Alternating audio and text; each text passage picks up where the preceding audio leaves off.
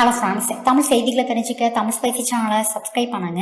வரக்கூடிய நாடாளுமன்ற தேர்தலில் பல கட்சிகளும் ஜெயிக்கிறதுக்காண்டி பல வியூகங்களை வகுத்துட்டு இருக்காங்க. அதே மாதிரி தினகரனும் தான் கட்சி ஜெயிக்கணும் அப்படிங்கிறதுக்காண்டி சில வியூகங்களை வகுத்துருக்காங்களாம். தினகரன் ஏற்கனவே பார்த்தீங்கன்னா தேர்தல் சமயத்தில் எங்களோட கூட்டணி வைக்க விருப்பமுள்ள கட்சிகளோட நாங்கள் கூட்டணி அமைச்சு போட்டிடுவோம், அப்படி இல்லைன்னா 40 தொகுதியிலும் தனித்து போட்டிடுவோம் அப்படின்னு தினகரன் தெரிவிச்சிருக்காங்க. இப்போ தேர்தல் சமயத்தில் எல்லா தொகுதிகளையும் கவனம் செலுத்துறதை விட இந்த தொகுதியில் கண்டிப்பாக ஜெயிப்போம் அப்படின்ற தொகுதிகளாக தேர்ந்தெடுத்து அதில் கூடுதல் கவனம் செலுத்தணும் அப்படின்னு தினகரன் கட்சியில் இருக்க மூத்த நிர்வாகிகளோட ஆலோசனை நடத்தியிருக்காங்க. இதற்காண்டி தினகரன் ஒரு சர்வேவும் நடத்தியிருக்காங்க. இதில் டெல்டா தென் மாவட்டங்களில் அதிக செல்வாக்கு இருந்திருக்கு.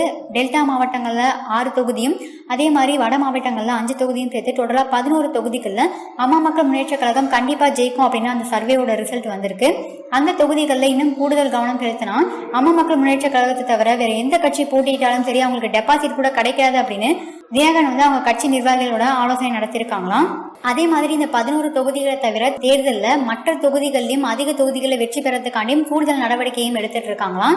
ஸோ இவங்களோட இந்த தேர்தல் வியூகமானது எந்த அளவுக்கு வெற்றியை கொடுக்க போகுது அப்படிங்கிறத நம்ம வெயிட் பண்ணி பார்ப்போம். இந்த வீடியோ உங்களுக்கு பிடிச்சிருந்தா லைக் பண்ணுங்க, ஷேர் பண்ணுங்க.